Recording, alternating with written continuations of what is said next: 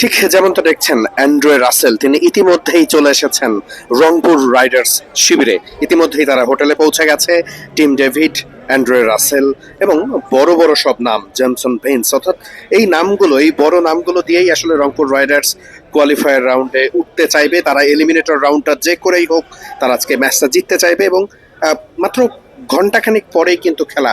আর তার আগ মুহূর্তেই কিন্তু অ্যান্ড্রে রাসেল, জনসন ভেইন্স, টিম ডেভিডদের মতো বড় বড় সব তারকারা, অর্থাৎ একসাথে যেন সব সুপারস্টারদের একটা মিছিল করতে যাচ্ছে রংপুর রাইডার্স। এবং আপনারা দেখতে পাচ্ছেন লিফটের মধ্যে টিম ডেভিড দাঁড়িয়ে আছেন, অ্যান্ড্রে রাসেল তিনি বাইরে থেকে সবার সঙ্গে কোলাকুলি করেছেন।